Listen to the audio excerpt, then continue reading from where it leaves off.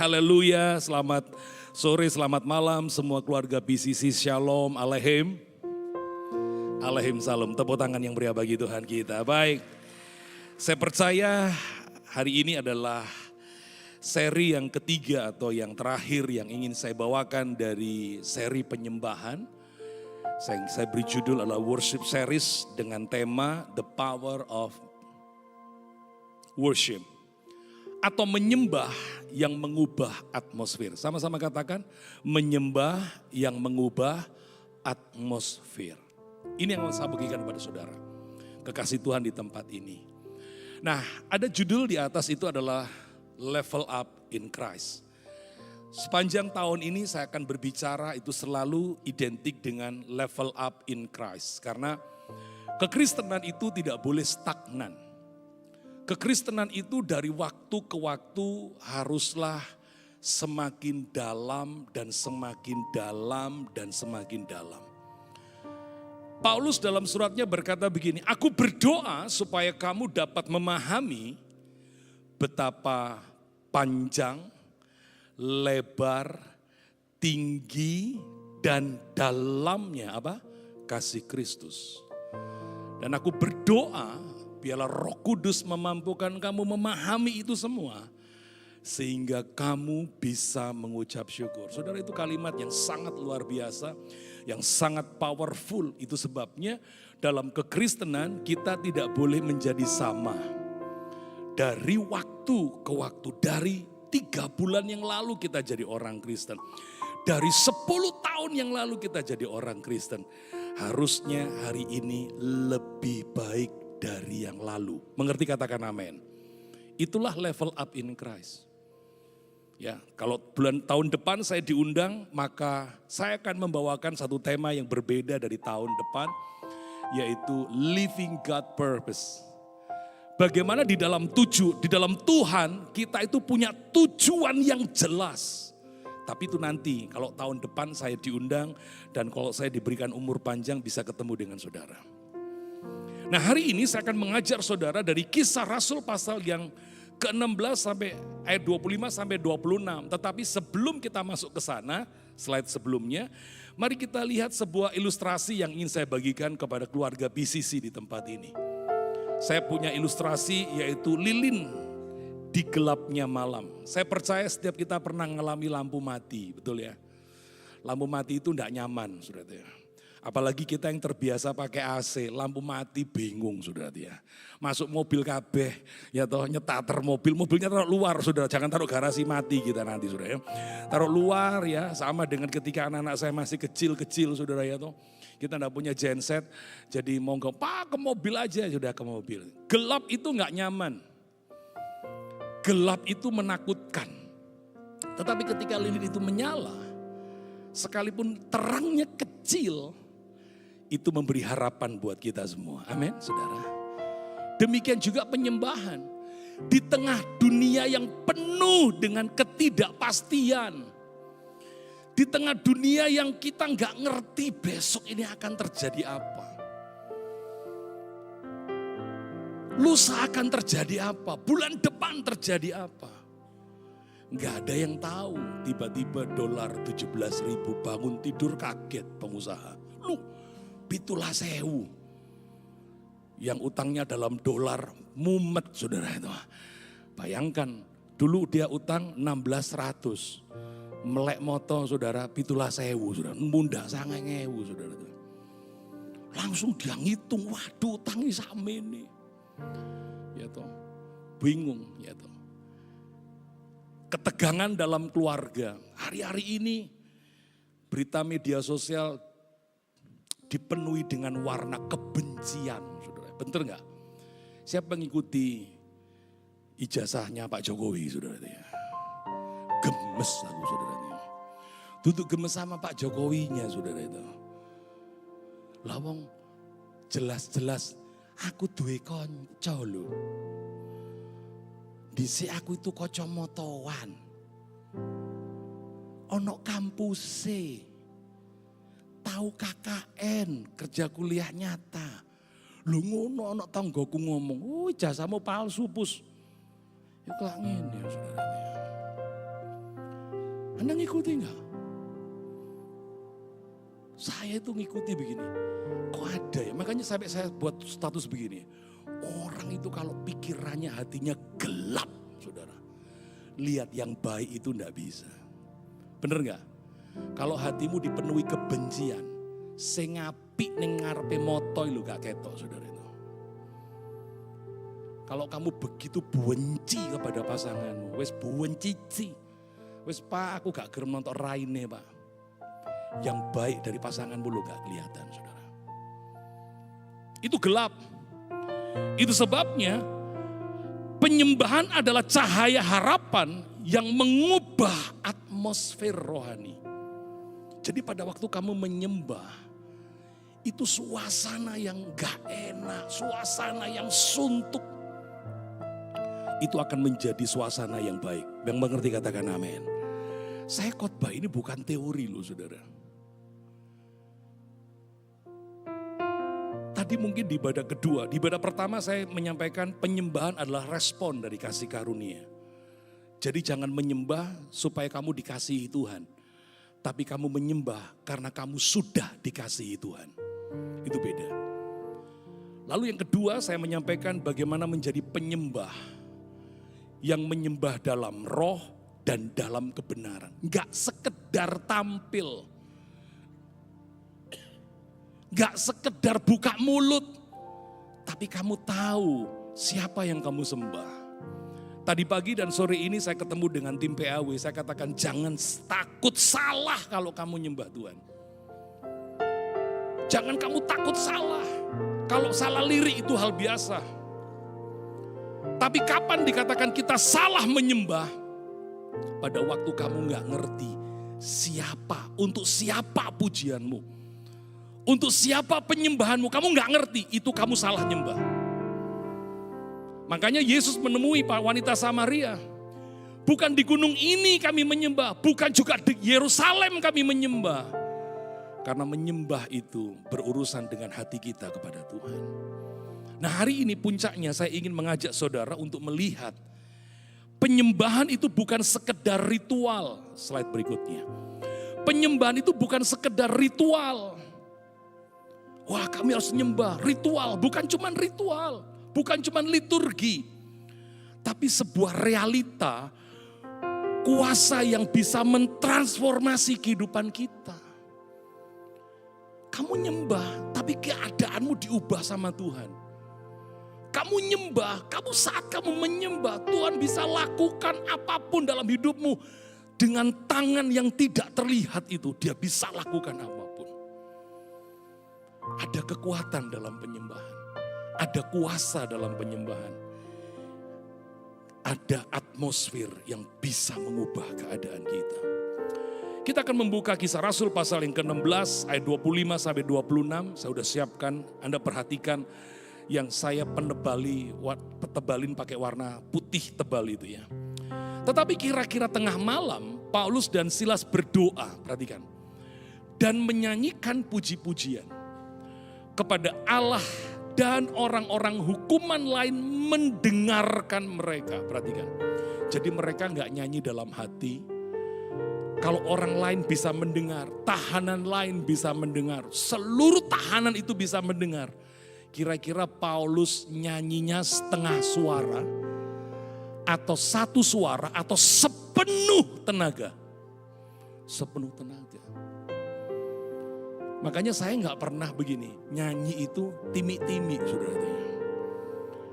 Saya gak mau nyanyi itu setengah hati. Di gereja saya mau nyanyi yang paling kenceng saudara. Karena itu urusan saya dengan Tuhan. Saya enggak urusan samping saya mau dengar atau enggak. Makanya kalau kau datang dengan pasanganmu lalu kamu nyanyi. Pasanganmu nyenggol. Papa, aku tahu suaramu bagus. Tapi lebih bagus lagi jangan nyanyi. Nah, itu menghina namanya saudara ya. Dan saya mau pingin begini. Setiap saudara nyanyi pada waktu kamu punya kesempatan untuk nyanyi nyembah. Enggak usah malu dengan suaramu yang fals. Karena tadi di ibadah kedua saya sampaikan, sekalipun suaramu enggak merdu, tapi kalau hatimu tulus, itu merdu di hadapan Tuhan. Ini penting Bapak Ibu. Makanya saya itu kalau nyanyi, kalau mimpin pujian waktu itu saudara itu. Ya masih zamannya saya famous dulu saudara sebagai WL saudara ya. Saya kalau nyanyi hari Minggu itu melayani, dampingi Om Alek itu 7 kali saudara. 7 kali ibadah manyar dan nginden. WL yang bisa memimpin pujian di 2 gereja besar ini cuma Filipus. Anda bisa cek. Pemimpin pujian lain hanya bisa kalau dia wilayah manyar, manyar saya nggak bisa masuk nginden. Kalau dia nginden tok nggak bisa masuk manyar. Cuma Filipus yang bisa hadir di manyar dan juga di nginden, saudara. Ini kasus khusus. Karena spesial worship leadernya Om Alek, saudara. Om Alek dimanapun saya mesti ada di sana. Dan saya kalau mimpin pujian itu nggak pernah nyanyi setengah suara. Anda pernah lihat nyanyinya Ariel Peter Pan? Ariel Peter Pan, Ariel Noah itu tahu ya? Gitu. Yang nyanyi, karena separuh aku dirimu. Pasti ingatlah, yang umurnya sesaya pasti ingat. You know. Nah Ariel nyanyinya kayak begitu, saya lebih dari Ariel Peter Pan saudara itu. Bayangkan saya nyanyi, bangkit, serukan nama Yesus. Kayak begini loh, sorry Bu Gembala ya. Dia pikir saya kurang ajar enggak. Loh, saya nyanyi itu lompat-lompat 7 kali, saudara. Karena saya tahu saya nyanyi bukan untuk jemaat. Tapi saya nyanyi karena Tuhan baik dalam kehidupan saya. Tepuk tangan yang meriah bagi Tuhan. Sayang videonya nggak ada saudara, karena zaman saya WL itu nggak ono YouTube ya saudara itu. Aku dewe nyesel, anak saya tanya, Papa dulu kalau mimpin pujian kayak apa? Kayak apa ya? Nggak ono YouTube saudara itu ya. Zaman itu nggak ada YouTube-nya saudara ya, puji Tuhan. Nah lihat ketika mereka menyanyi dan orang-orang hukuman itu mendengarkan apa yang terjadi. Ayat 26, akan tetapi terjadilah gempa bumi yang hebat. Alkitab tidak pernah salah kalau ngomong hebat loh saudara. Kira-kira berapa skala Richter? 6,5, 7,5, 8,1 saudara. Berapa? Ini Alkitab ngomong gempa bumi yang hebat. Hebatnya di mana? Perhatikan. Sehingga sendi-sendi penjara itu apa? Goyah. Sendi-sendi penjara itu artinya sendi-sendinya pintu tuh sampai goncang pintunya roboh. Gak cuman pintunya roboh. Belenggu yang mengikat rantai tangan tuh berodol kabeh. Gak cuma Paulus dan Silas, semua tahanan yang dipasung, yang dirantai. Gempa itu saudara tidak membunuh mereka. Ini loh yang dikatakan hebat itu. Tapi pintu-pintu penjara roboh. Belenggu besi leleh merotol. Kayak plastik saudara. Dan kalau Anda baca seterusnya. Mereka itu terlepas, terbebas. Konteks daripada Kisah Rasul pasal 16 ini, slide berikutnya. Paulus dipenjara dan Silas ini dipenjara bukan karena kejahatan.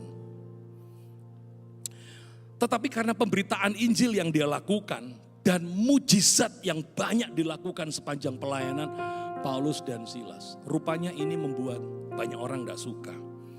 Lalu didakwakan yang salah dalam hidupnya. Dia di penjara itu dicambuk saudara. Dan diletakkan, kalau Anda baca di ayat sebelumnya, ya saya nggak bacakan semuanya, nanti nggak cukup waktu. Itu mereka diletakkan di tengah penjara itu yang paling gelap. Mereka dibelenggu dan dirantai. Dan yang uniknya di ayat 25-26, harusnya mereka ini protes. Tuhan, aku sudah melayani Engkau. Aku sudah melayani Engkau loh. Kenapa Engkau tidak bela aku? Waktu belum terjadi gempa ini. Kenapa? Ini pendeta bisa lo ngomong begitu saudara. Ada seorang pendeta sakit saudara. Yang besok saya akan doakan. Dia ngomong begini. Dia ngomong curhat, rekamannya ada di saya. Dengan suara yang lirih. Coba pikiran. Aku kurang opong layani Tuhan. Hartaku sudah tak kasihkan. Aku enggak berbuat dosa. Aku enggak makan sembarangan. Karena apa? Hamba Tuhan ini divonis jantung dan harus di bypass. 3 bulan dia rest, 3 atau 4 bulan. Tubuhnya enggak tambah fit, tambah drop. Enggak ada semangat hidup. Dari foto yang diberikan ke saya, tatapan matanya kosong. Dari kalimat yang dia buat, Tuhan aku salah apa? Kenapa aku harus seperti ini? Bukankah ini juga sering terjadi pada kita? Paulus Silas ini bisa dia protes sama Tuhan, tapi dia enggak milih itu. Mereka tidak mengeluh, tetapi mereka memilih untuk menyembah. Tepuk tangan yang meriah bagi Tuhan. Nah, kita akan masuk kepada 3 dimensi kuasa penyembahan. 3 dimensi kuasa penyembahan. Yang pertama adalah Paulus dan Silas ini di ayat 25a, dia menyembah, penyembahan di tengah penderitaan. Halo, apakah kita bisa di tengah penderitaan, di tengah pergumulan kita menyembah Tuhan? Bukankah yang paling penting kita cari pertolongan secepatnya? Kalau bisa cari pertolongan nanti Tuhan itu terakhir aja, Tuhan terakhir. Makanya banyak orang yang datang kepada saya itu setelah semua angkat tangan baru datang pada saya, Pak Filipus, bantu doa Pak. Loh kenapa? Kok baru sekarang kamu cerita sama saya? Iya Pak, pikir saya dia bisa menolong. Pikir saya, si A yang pernah menjanjikan akan menolong, dia pasti akan menolong saya. Ternyata tidak bisa menolong. Saya mesti langkah apa Pak Filipus? Sudah kritis, enggak ada harapan, sing digoleki Filipus. Engko nek doane gak mandi, Filipus gak sakti, saudara itu. Repot. Jangan jadikan Tuhan itu pilihan terakhir. Jadikan Tuhan pilihan pertama dan utama. Tepuk tangan yang meriah bagi Tuhan kita. Ya. Paulus bisa protes, Paulus bisa marah, Paulus bisa maki-maki Tuhan. Tetapi enggak. Dia memilih menyembah di tengah penderitaan. Kira-kira tengah malam, Paulus dan Silas berdoa dan menyanyikan puji-pujian. Kira-kira begini, kira-kira pujiannya apa? Ada yang tahu? Kira-kira pujiannya ada yang tahu? Kemungkinan begini, haleluya 120 kali, saudara. Haleluya 12 kali diulang 10 kali kan 120 kali. Haleluya, sama-sama. Haleluya, haleluya, haleluya.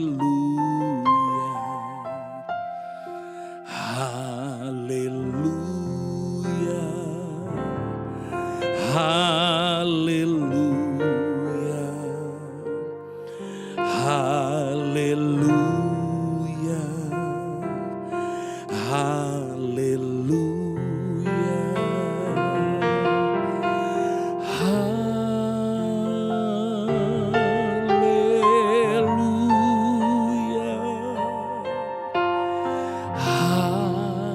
air matanya mulai meleleh.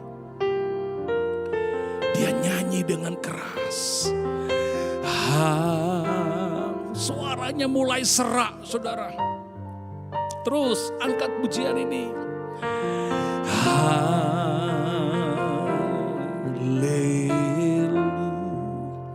Saudara, saya punya pengalaman di sini.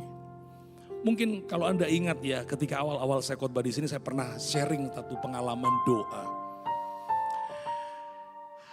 Ketika saya menikah, saudara ya, manten anyar, saya tuh gak punya apa-apa, saudara ya. No. Ya. Saya cuma pelayan Tuhan, saya melayani dari satu ibadah ke ibadah, saudara ya. Gaji saya kecil sebagai full timer, saya pernah jadi full timer, saudara ya. Di Nginden, ya, 2 tahun saya jadi full time. Gaji saya kecil, saudara itu. Ketika istri saya melahirkan anak pertama, Gary, saudara itu. Dia lahir dengan cara yang ajaib. Saya pernah cerita juga bagaimana kami ini cucunya papa saya itu cewek semua. Lah, saya pengen anak yang lahir dari keluarga saya itu laki. Gitu.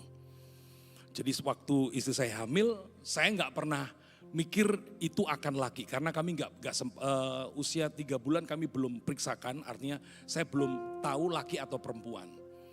Karena saya sibuk pelayanan. Saya waktu itu melayani bersama Pak Gary Yahya, almarhum saudara ya. Pada waktu dia masih terkenal dan itu sering ke Surabaya. Dan saya ditugaskan gereja untuk mendampingi beliau di beberapa gereja cabang daripada Betani. Pulang dari pelayanan, saya lihat istri saya kok sedih gitu loh. Kenapa sedih? Ini adik sudah beberapa 2 hari, karena itu KKR 2 hari, jadi saya nggak pulang, sudah nggak gerak. Saya bingung, sudah bener-bener nggak gerak. Ketika saya menyembah, itu udah air mata, udah namanya anak pertama, pengen laki, tapi bayi ini nggak gerak. Nyembah, tiba-tiba saya mendengar satu suara dalam penyembahan itu. Ini sebuah penderitaan. Kami mesti cari pertolongan kepada siapa. Pada waktu kami menyembah, tiba-tiba ada suara berkata begini, panggil anak ini. Panggil, lah lanang apa wedok, gak ngerti aku begitu. Nah karena saya sama Pak Gary, saudara ya, 2 hari, langsung otomatis mulut saya bilang, aku panggil namamu Gary gitu. Langsung obah saudara. Ini anak laki. Berjalannya waktu kami periksa memang laki, saudara. Kemudian tiba harinya harus dilahirkan, saudara. Lahir dengan cara yang itu benar-benar mujizat. Normal tapi hampir dikop. Lalu kemudian mati lampu, saudara. Nggak jadi dikop, saudara itu. Tapi udah kadung nyewa alat. Anak ini bisa dilahirkan. Wah seneng lah, ceritanya pokoknya oke lah. Lalu 3 hari kemudian saya harus jemput istri saya. Saya dengan ibu saya dan kakak seperempuan saya. Ibu saya bilang begini, Le, punya uang tak untuk nebus di rumah sakit? Ada, gengsi saudara itu. Ada mah, tenang aja, cukup. Aslinya nggak ngerti biro harus bayar. Saya ada di Kapasari, rumah sakit Undaan yang di Kapasari. Jadi rumah sakit Undaan itu ada 2. Yang satunya di Undaan sama yang di Kapasari. Istri saya melahirkan di sana. Jadi pada waktu kami udah lihat ketemu bayinya lucu, seneng begitu. Ibu saya bilang, wes sedang bayaran, cepat kita bawa pulang. Bapakmu pengen lihat cucu laki pertama. Seneng banget saudara itu. Nah waktu saya ke kasir, saya tanya berapa semuanya. Waktu itu tahun 2000. Keluar angka yang itu buat saya kaget. 2,5 juta. Lah aku nggak duit itu cuma 1 juta. Saya sudah kadung ngomong sama ibu saya, cukup. Ternyata sampai di depan kasir gak cukup. Saya mau minta pertolongan siapa? Dan itu sudah tanggal 27 atau 28. Karena bayinya lahir 25 Oktober, saya bawa pulang itu 27 atau 28. Saya mau minta tolong sama siapa, saudara? Saya ingat kisah ini, saudara. Saya masuk ke toilet, saya nyanyi lagu ini. Haleluya 12 kali, tak ulang berkali-kali. Saya nggak ngerti apa yang saya buat, saudara. Sampai didodok, gantian, ojo nyanyi aja gitu ya. Saya keluar, saudara, saya lap air mata saya. Orang itu masuk toilet, selesai, saya masuk lagi, masih nyembah lagi, nyembah di toilet rumah sakit. Air mata saya nggak ngerti mesti minta pertolongan sama siapa. Saya full timer, saudara. Saya enggak punya penghasilan. Saya enggak punya pekerjaan lain kecuali sebagai hamba Tuhan full time. Tiba-tiba ada suara yang saya dengar. Pergi ke ATM, ambil uangmu. Saya tahu, saudara, saya enggak ada uang di ATM. Karena habis bayar tukang, karena kami lagi bangun rumah kecil. Kami gak ada uang. Tapi saya belajar taat. Ketika kamu menyembah dalam pergumulan, dengar. Ada kuasa di sana yang menuntun kamu. Pada waktu saya pergi ke ATM, saya cuma percaya masukkan saja. Dan ini ATM pertama saya punya, ini ATM yang diberikan sama gereja kalau saya terima gaji. Jadi kan saya tahu isinya, nggak ada. Waktu saya masukkan saudara, saya masukkan PIN, saya lihat saldonya. Di situ ada uang 1,6 juta, saya butuhnya 1,5. Anda boleh tepuk tangan. Saya bingung, ini yang tahu nomor rekeningnya cuma gereja. Sebelum saya ambil, saya harus pastikan ini benar-benar dari gereja. Saya telepon Pak Manase, orangnya masih hidup, bendahara gereja Betani Nginden. Saya telepon Pak Manase, Pak, selamat siang Pak. Pak, ini di rekening saya kok ada uang 1,6. Bukankah gaji saya kan sudah kapan lalu, awal bulan, ini kok ada. Lantas Pak Manas itu dengan entengnya ngomong begini, iya baru saya masukkan 2 jam yang lalu. Zaman itu handphone hanya pakai SMS, saya nggak baca SMS-nya Pak Manase saudara. Dia rupanya SMS tapi saya nggak baca. Dia bilang itu uangmu Pus, kamu kan ngajar som. Itu ada di lemari waktu aku bersih-bersih berangkas gereja. Loh, ini kok ada amplop dikareti atas nama Filipus. Oh, ini rupanya Filipus ngajar som, PK-nya nggak pernah diambil 1 tahun. Ya, saya ini guru som, saudara ya. Paling favorit zaman itu di kelas Holy Spirit. Ya. Jadi saya ngajar selalu pulang, habis ngajar saya pulang, saya ngajar saya pulang, saya nggak pernah ambil PK-nya, saudara. Rupanya sama Pak Manase inisiatif dilepasi uangnya, terus ditransferkan ke rekening saya. Lah kok ya tepat dengan kebutuhan saya. Itulah Tuhan kita. Tengah malam itu bukan hanya soal waktu, tetapi adalah gambaran dari situasi yang tergelap dalam hidup kita. Mungkin hari itu engkau sedang mengalami doamu belum dijawab. Mungkin hidupmu terasa buntu. Atau kamu tidak tahu lagi harus berbuat apa. Tapi Paulus dan Silas tidak menunggu terang untuk menyembah. Tetapi dia membawa terang lewat penyembahan. Tepuk tangan yang meriah bagi Tuhan kita. Paulus gak tunggu siang baru menyembah, enggak. Tapi dia membawa terang ketika dia naikkan penyembahan. Ada banyak kisah sebenarnya dalam pergumulan hidup. Saya adalah orang yang tidak pernah mau minta bantuan orang lain. Saya selalu ngajari kepada istri, anak-anak saya. Kalau kamu minta bantuan, yang utama cari Tuhan. Dia pasti menolongmu. Itu sebabnya saudara, saya mengajak saudara. Bagaimana Mazmur 34 ayat yang kedua. Daud mengajarkan aku hendak memuji Tuhan pada segala waktu. Dan ada banyak sekali tulisan daripada Daud yang mengatakan 7 kali dalam 1 hari aku memuji-muji Tuhan. Bahkan dalam tulisan-tulisan Daud dia katakan begini, aku merindukan engkau seperti rusa yang merindukan air. Saudara lihat bagaimana bagaimana seorang Daud dalam pergumulan yang berat, dia memilih untuk menyembah Tuhan karena dia tahu dengan penyembahan keadaan itu akan bisa diubahkan. Atmosfer Tuhan sanggup mengubah, sanggup mengintervensi situasi yang tidak baik dalam kehidupan kita. Amin. Anda mesti praktek itu. Anda mesti latihan itu. Dan beberapa kali peristiwa yang saya alami, saya pilih untuk menyembah. Karena saya tahu di tengah penderitaan, seorang yang menyembah sanggup mendatangkan kuasa Tuhan datang di tengah-tengahnya. Satu kali saya mengalami situasi yang tidak baik. Itu tahun istri saya lagi hamil besar, anak pertama, masih di anak pertama saudara ya. Jadi tengah-tengah antara sebelum melahirkan dan dengan habis kematian di dalam kandungan lalu hidup itu. Saya punya pelayanan di Jember saudara ya. Saya masih ingat betul saya punya mobil butut saudara ya, Zebra tahun 85. Dan itu kemana-mana saya pakai untuk pelayanan saudara ya.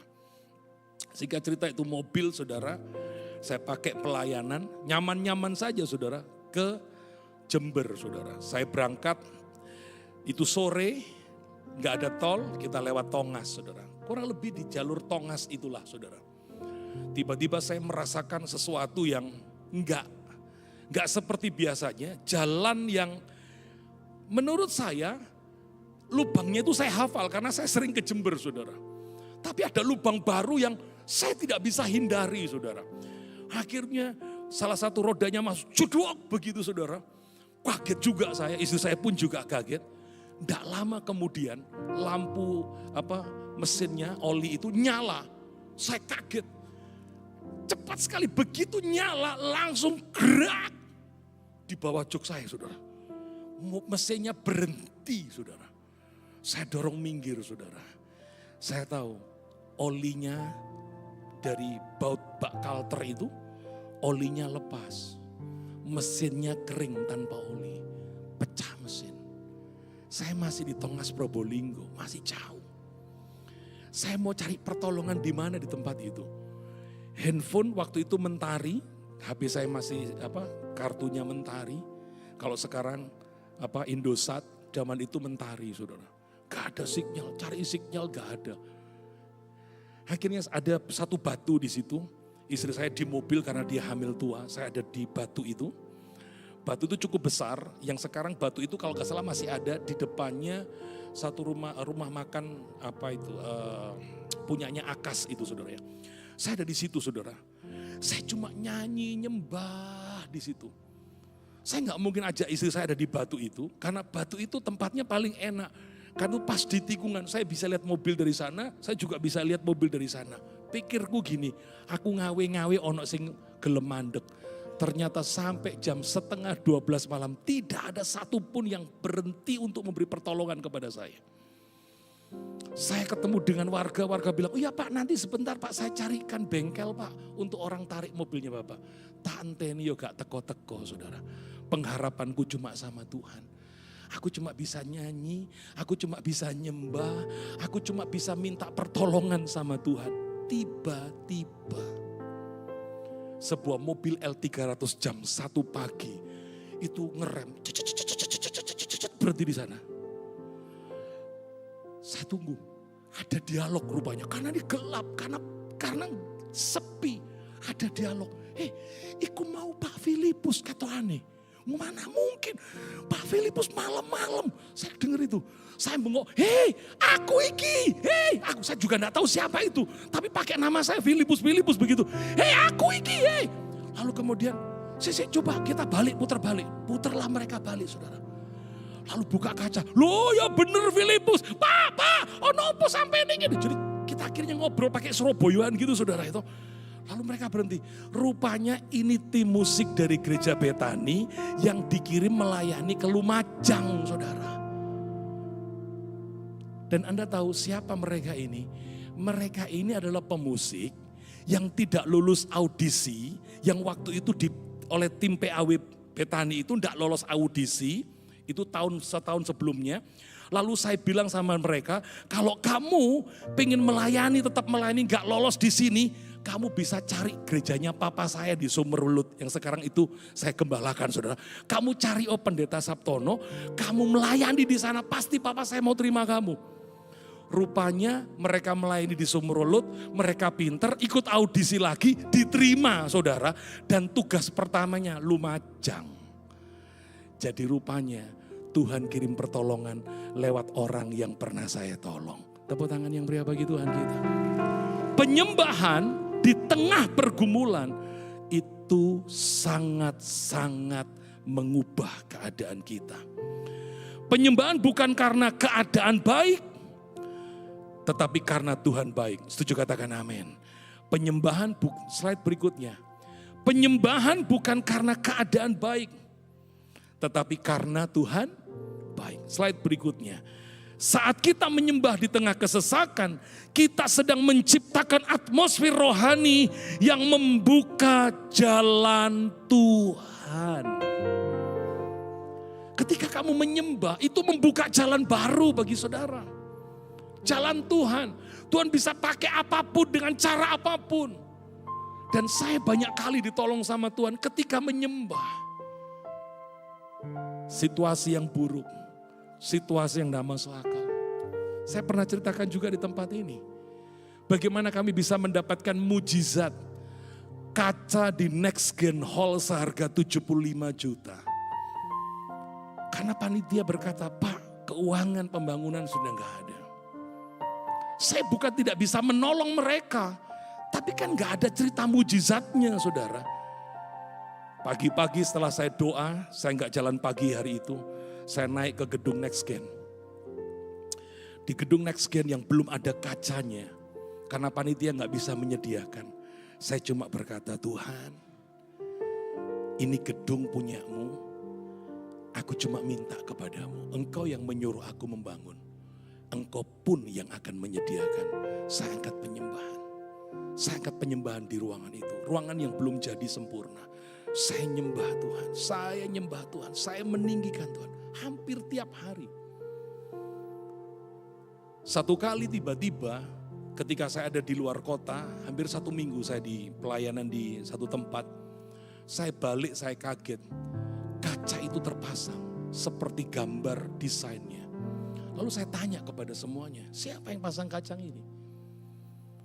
Lalu salah satu tim panitia pembangunan cerita, ada seseorang Pak, yang memberkati karena dia lewat depan gereja tiap hari. Siapa orang itu? Dia gak mau diketahui Pak, pokoknya dia minta izin, karena saya juga gak bisa hubungi Pak Gembala, panitia putuskan oke lah, boleh dipasang. Rupanya saya akhirnya tahu orang ini yang ngasih siapa saudara. Saya tanya, kenapa kok ngasih gereja kami kaca itu? Iya Pak, pada waktu Wiyung itu plengsengan sungainya ambrol, semua jalur Wiyung ditutup. Kami yang dari Citraland itu harus untuk ke arah Krian itu harus lewat depan gerejanya Bapak dari Lidah Kulon itu. Karena pabrik saya itu ada di dekat situ Pak sepanjang. Jadi kami harus lewat depannya Bapak, gerejanya ini. Dan setiap kali saya lihat gedungnya kok gak ada kacanya.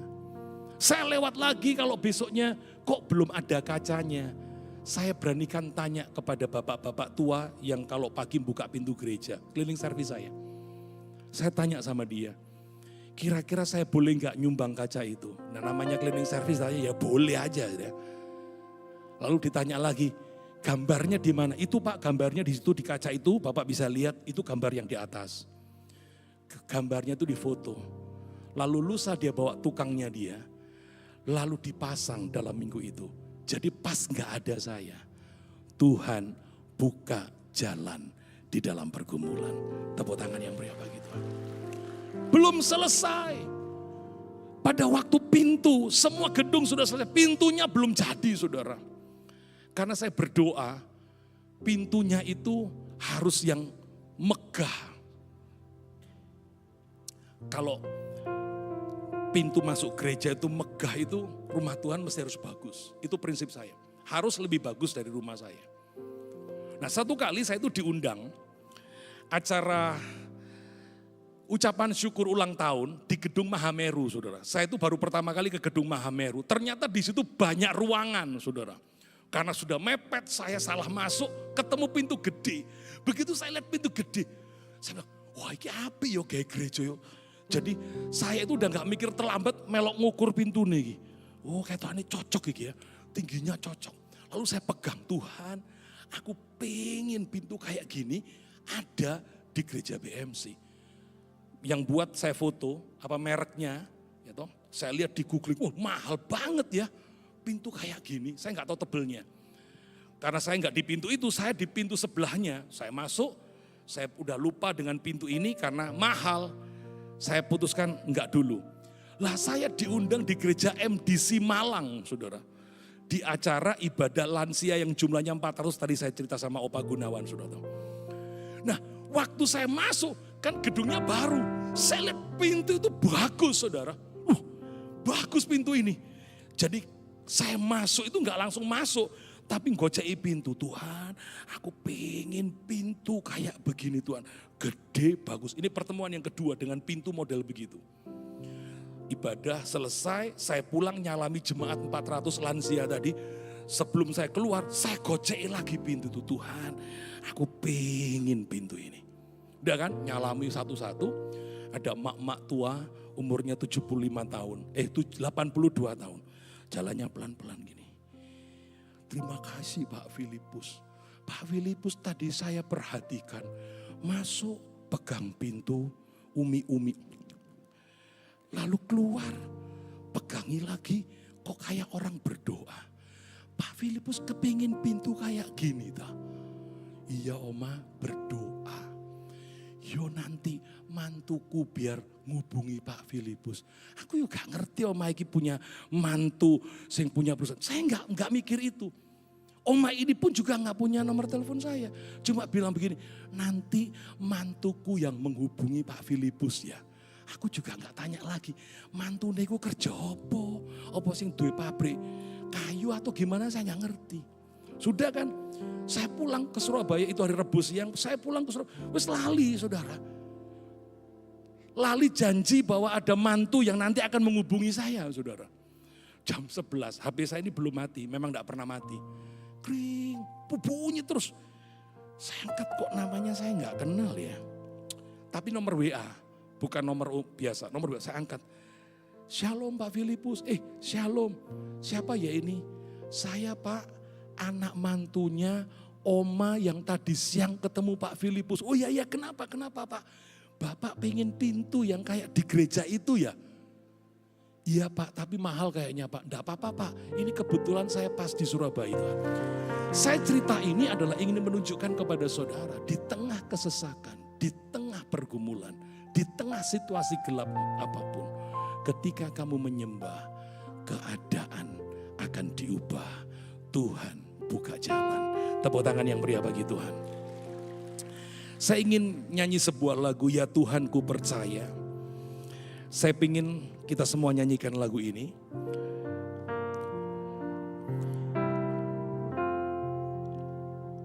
Sama-sama katakan kepada Tuhan.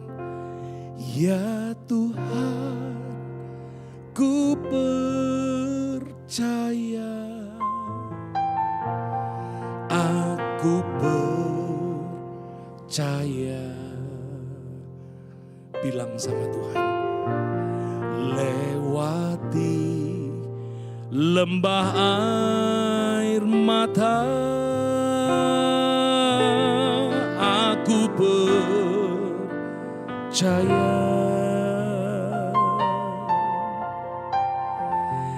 Firman-Mu ya dan amin, aku percaya.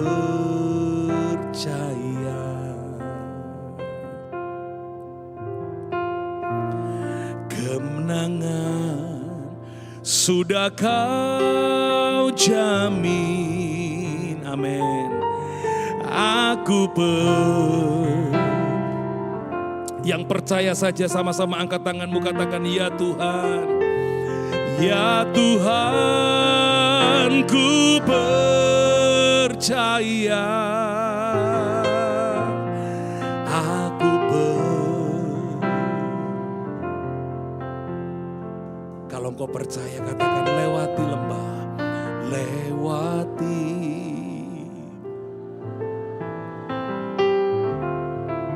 Bilang sama Tuhan, aku percaya.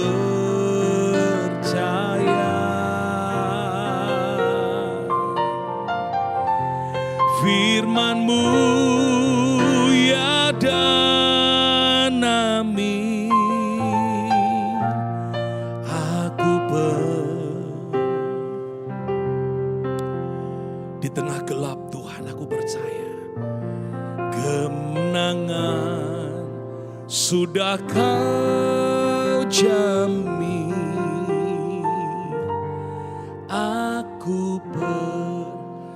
Yang percaya tepuk tangan yang meriah bagi Tuhan kita. Haleluya.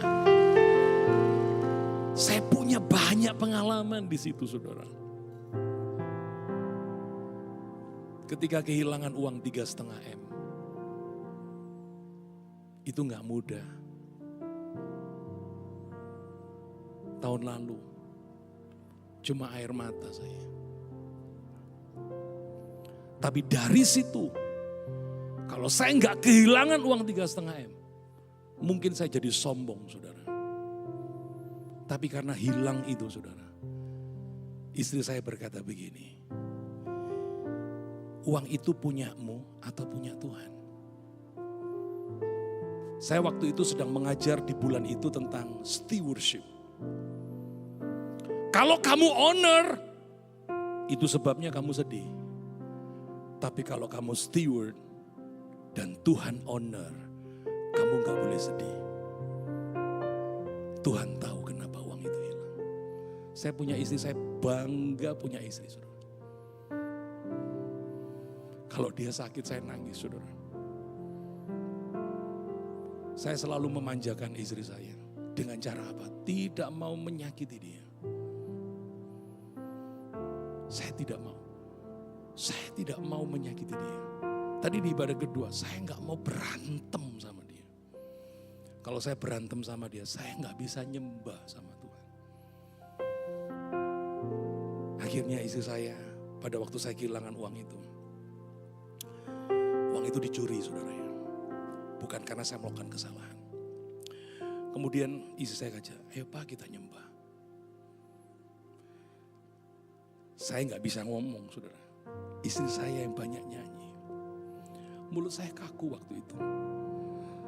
Lalu kemudian pelan-pelan dia bilang, kamu gak boleh jadi owner. Kamu itu steward. Kamu pengelola. Kamu bukan owner. Ownernya Tuhan. Kalau kamu pemiliknya, mati kamu bawa pulang. Kamu mati kan gak bawa apa-apa. Berarti kamu bukan owner. Paham ya maksud saya? Kalau kamu owner, mati kamu bawa. Rumahmu, mobilmu kamu bawa semua. Tapi kalau kamu gak bawa apa-apa, berarti kamu bukan owner. Tuhan itu ownernya. Mulut saya mulai nyanyi, nyembah. Air mata meleleh. Saya gak bisa nyanyi, cuma meleleh. Dan puji Tuhannya, setelah itu Tuhan yang jadi owner membuat saya melihat Tuhan percayakan lebih lagi dan percayakan lebih lagi dan percayakan lebih lagi. Tuhan itu dahsyat. Tepuk tangan buat dia. Mau menyembah Tuhan. Itu sebabnya saudara, di gereja kami sekarang ada yang namanya Deep Worship Night. Gak ada firman. Semua yang datang bukan penonton, bukan penikmat, tapi semua yang datang itu penyembah. Anda bisa cari linknya. 1 jam. Yang awalnya yang datang itu cuma 40-50, sekarang 130. Dan mereka tidak mau datang terlambat. Ibadah mulai jam 7, open gate 18.45, itu jam 18 lebih 10. Jemaat sudah kumpul di lobi semuanya. Pintu dibuka, mereka duduk, tidak ada yang ngomong. Mereka mempersiapkan hati. Wow, keren. Itu disuruh Tuhan. Dan tadi aku juga disuruh Tuhan untuk ingatkan, bikin Deep Worship Night. Kalau Tuhan izinkan Opa, saya yang mimpin Opa. Saya akan kasih contoh teman-teman. Karena di Worship Night, semua WL, semua nyembah, tapi ikuti instruksi saya. Kami sedang melatih. Karena begini, kalau saya mati, maka warisan penyembahan saya belum sempat bagikan. Makanya saya latih dan saya bersyukur WL sekarang mereka bisa menyembah dengan deep. Mereka datang bukan karena ingin ketemu saya. Mereka datang sadar ingin ketemu Tuhan. Dan hasilnya, ini hasilnya yang saya lihat. Jemaat banyak saksi kepada saya. Pak, saya ketemu Tuhan. Tuhan ngomong begini kepada saya dan itu dibuktikan. Makanya dari minggu ke minggu ibadah di Worship Night terus dirindukan banyak orang. Bahkan live-nya itu sampai dari luar negeri ikut semuanya. Karena apa? Karena kebutuhan menyembah itu membuat atmosfer kehidupan kita diubah oleh Tuhan. Tepuk tangan lagi yang meriah bagi Tuhan. Saya ingin jemaat PCC menjadi jemaat yang menyembah. Kesukaran di depan hanya bisa diubah dengan penyembahan. Keadaanmu bisa diubah dengan penyembahan. Ayat 25b. Yang kedua, dimensi yang kedua daripada pujian, penyembahan yang di dalamnya ada kekuatan dan kuasa Allah adalah penyembahan yang didengar itu menular. Orang-orang hukuman lain mendengarkan mereka. Ingat, kalau kamu menyembah itu kamu bisa mengubah orang lain. Dunia ini sedang ingin mendengarkan bagaimana respon kita saat keadaan yang tertekan. Bukankah hari-hari ini keadaan tidak baik? Yang ditunggu itu respon orang-orang percaya. Apakah mulut kita bisa mengucap syukur? Apakah keadaan ini bisa membuat semua keadaan bisa berubah? Saya rindu loh gereja itu tampil. Saya rindu gereja menjadi tempat-tempat di mana orang bisa mengalami transformasi daripada Tuhan. Penyembahan itu harus diperdengarkan karena itu menular. Kalau kamu suka menyembah, kalau kamu suka meninggikan Tuhan, maka sekitarmu akan meninggikan Tuhan. Tapi kalau kita sebagai orang Kristen, dunia merespon situasi buruk ini dengan caci maki. Dan kita tidak bisa menularkan yang baik. Itu hal yang keliru. Itu sebabnya saya rindu di kantor, di rumah, di WhatsApp group. Kita tidak menyuarakan keluhan. Tapi kita menyuarakan pujian. Slide-nya bisa ditampilkan, masih ada kok. Yusuf di dalam penjara, ketika di penjara dalam Kejadian 39, Yusuf tidak menggerutu, tidak mengomel. Tetapi di dalam penjara, Yusuf menyatakan kasih Allah. Sehingga apa yang terjadi? Orang-orang dalam penjara itu diubahkan Tuhan. Mereka bisa melihat Yesus, mereka bisa melihat Kristus, mereka bisa melihat karya Allah di dalam kehidupan Yusuf. Dan banyak daripada mereka yang dipulihkan. Suara pujian kita bisa menjadi suara kesembuhan bagi orang yang kehilangan iman. Anda tahu bahwa suara pujian kita itu penting. Ketika kamu memuji Tuhan, ekspresi penyembahanmu kepada Tuhan, orang lain bisa mendengarnya. Saya yakin orang yang kehilangan iman akan memiliki iman. Kebetulan ruangan kami, saudara, di belakang rumah kami buat pavilion, karena itu ruang kerja saya, ruang saya nyantai, saudara. Ruang saya melakukan banyak aktivitas, baik itu terima telepon, saya me time saya di situ, saudara, karena ada banyak burung kicau saya di situ juga. Lalu ada kebun taman bunga saya itu suka bunga. Saya itu suka tanaman, saya suka ikan, saya suka burung kicau, saudara ya. Istri saya sukanya masak, saudara. Jadi ruang pavilion yang cukup besar itu hampir berapa ya, 9 kali 12. Itu berjejer dengan dapur panjang istri saya yang suka masak, saudara ya. Jadi kalau saya kerja di situ, istri saya kelihatan dari saya. Dia senangnya masak, saya senangnya dengan alam begitu. Jadi kalau saya ada di ruangan itu, atap dibuka, saudara ya. Tapi kalau saya nggak ada di situ, atapnya ditutup lagi. Nah, kami di situ, kami senang memuji Tuhan, kami senang nyembah Tuhan, kami putar musik, kami nyanyi di situ, ya toh. Nah, rupanya ini lagu-lagu yang kami naikkan, pujian yang kami kadang naikkan, saya nyembah sama ada 13 kamar, saudara. Itu kedengeran, karena lewat pintu samping itu bisa kedengeran. Nah, mereka tuh suka mendengarkan.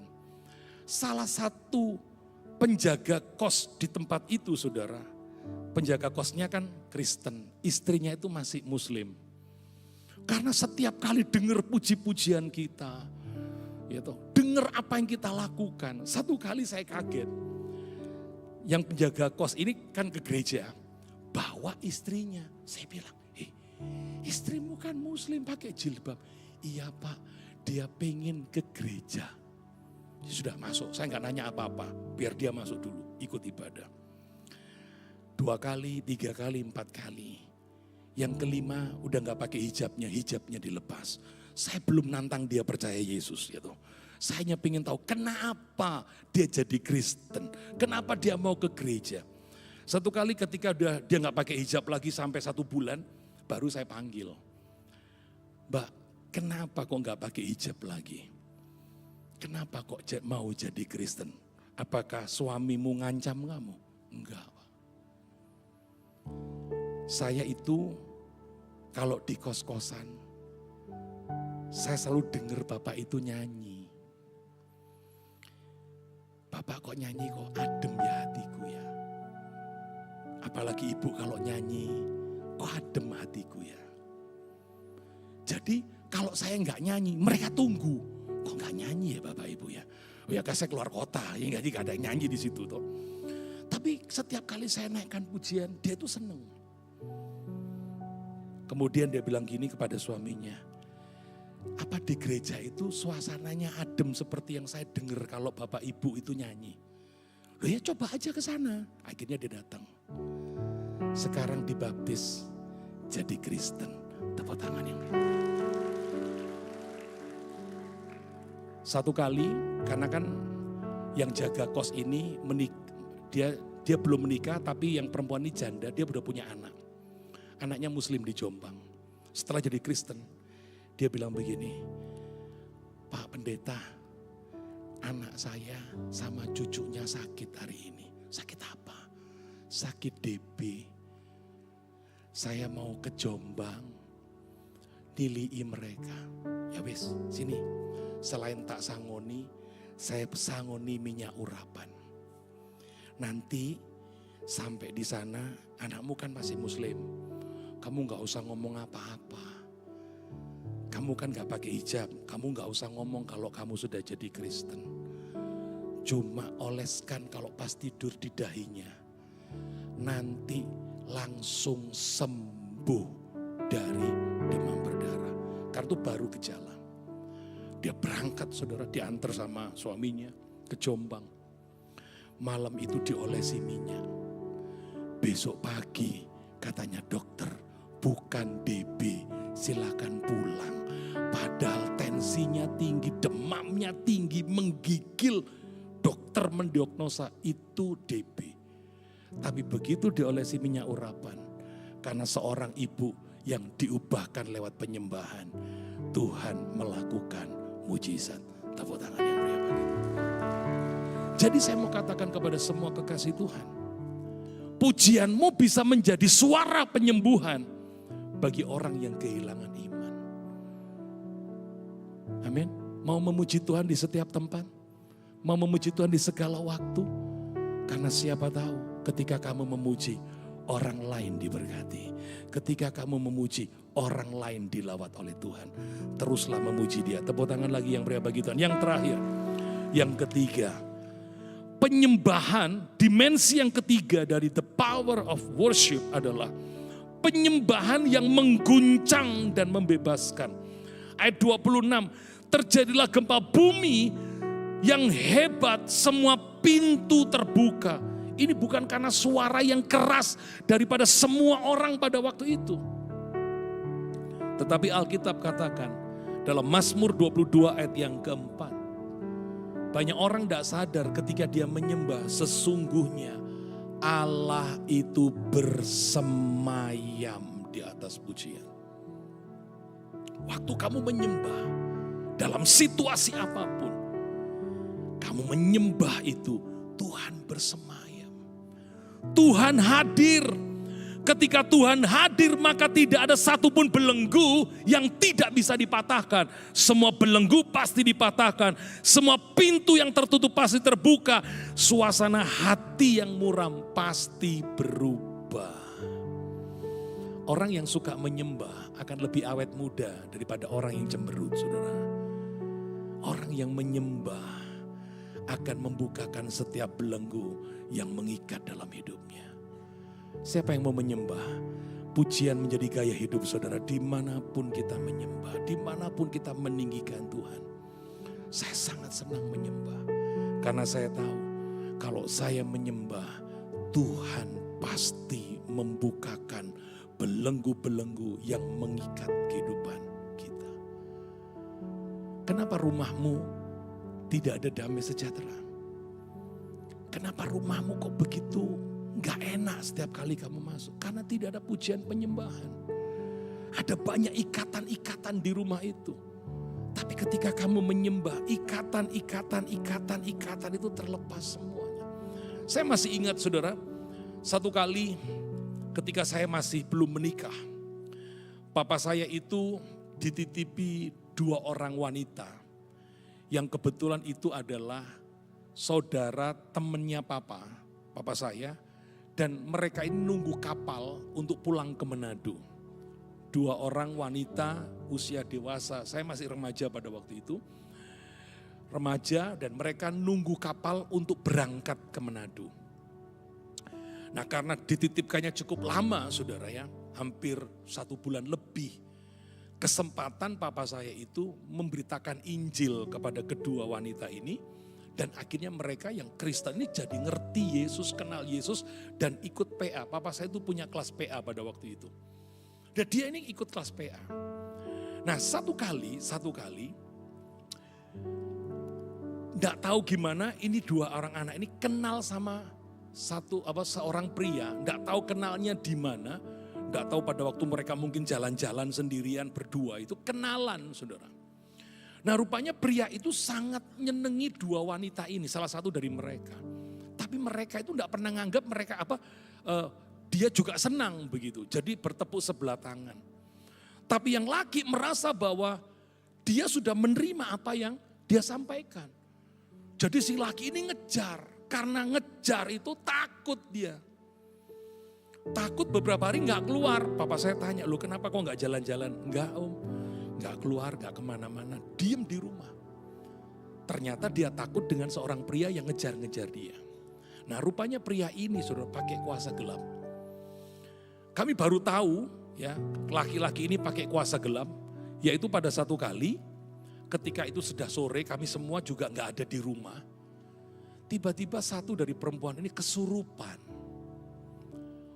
Waktu kami ditelepon sama kakaknya, ini adiknya yang kesurupan, bilang bahwa adiknya ini kesurupan. Kami heran, kok bisa di rumah kami dia kesurupan? Papa saya segera pulang, lalu panggil semua tim pelayanan masuk ke rumah. Saya masih ingat itu, saya datang pulang sekolah, saya juga bingung, baru pertama kali lihat orang kesurupan, saudara. Kesurupan. Pada waktu dia kesurupan, wah itu ditanya sama papa saya, kamu kok bisa masuk? Bukankah dia ini anak Tuhan? Kenapa kamu bisa masuk? Lalu cerita, saya sudah nunggu 3 hari di depan rumah, enggak bisa masuk. Aku nunggu di pohon jambu depan rumah. Memang depan rumah saya ada pohon jambu, kelodok saudara itu. Lah, karena si cewek-cewek ini tadi kan 3 hari enggak mau keluar takut, iseng-iseng makan buah jambu di depan rumah. Karena gak punya kegiatan, dia ambil jambu itu, dia makan. Begitu dia baru 1 gigitan langsung kesurupan. Dia ceritanya begitu. Lalu papa saya gak pakai lama saudara. Lalu kemudian dia ajak pemain musiknya, ayo angkat sebuah pujian. Kita nyanyi 2-3 lagu waktu itu. Kami cuma nyanyi lagu penyembahan. Dan apa yang terjadi? Kami tidak pernah usir roh jahat itu. Roh jahat itu keluar sendiri saudara. Saya baru ngerti pada waktu itu. Ternyata dengan pujian ada kuasa yang bisa melepaskan orang dari belenggu yang mengikat hidupnya. Kalau saudara dan saya punya pergumulan, nyanyilah di hadapan Tuhan. Sembahlah Tuhan. Pada waktu kamu menyembah, penyembahanmu akan menggoncang dan membebaskanmu dari semua ikatan. Tepuk tangan yang meriah bagi Tuhan kita. Jika malam hidupmu terasa panjang, jangan diam, jangan menyerah, menyembahlah. Bukan karena kamu kuat, tetapi karena Tuhan tetap setia. Tepuk tangan yang meriah bagi Tuhan kita. Jadi saya mau katakan pada saudara, nyembahlah. Karena itu yang terbaik. Apakah masalahku bisa selesai dengan penyembahan? Bisa. Apakah pergumulanku pasti ada jalan keluar? Bisa. Kalau Alkitab menulis, ingat Alkitab bukan cuma true story, tapi life story and love a story. Kalau Alkitab pernah menuliskan, ada seorang yang di dalam penjara, 2 orang, Paulus dan Silas, mengangkat pujian. orang lain mendengar, Tuhan menggoncangkan. Itu sebabnya saudara, kenapa Daud itu mengangkat pujian setiap hari. Supaya roh jahat pergi dari hidupnya. Supaya kemenangan dibuat Tuhan dalam peperangan. Ketika kamu menyembah Tuhan, sesungguhnya kamu sedang mengizinkan Tuhan bertahta di dalam seluruh keadaanmu. Dan ketika Tuhan bertahta, Tuhan hadir. Tidak ada yang sanggup membatasi kerja kuasa Tuhan. Sakitmu disembuhkan, masalahmu diselesaikan. Tuhan buat kelepasan dalam hidupmu. Tepuk tangan lagi yang meriah bagi Tuhan. Saya ajak saudara masuk dalam kesimpulan. Mari kita lihat kesimpulan. Dan kita sama-sama akan menyembah Tuhan sama-sama bagi Dia. Kesimpulan, Paulus dan Silas tidak menyembah untuk dibebaskan. Tapi mereka menyembah karena mereka mengenal Tuhan mereka. Sama dengan yang dilakukan Sadrak, Mesak, Abednego, saudara. Pada waktu dia melihat perapian yang dinyalakan 7 kali lipat. Raja sampai berkata, sudahlah kamu sembah, selesai semua. Kamu gak usah masuk jalani hukuman di dalam dapur api. Tapi dia berkata dalam Daniel pasal yang ke-6. Dia berkata, jika Allah yang kusembah sanggup menolong, Dia pasti menolong.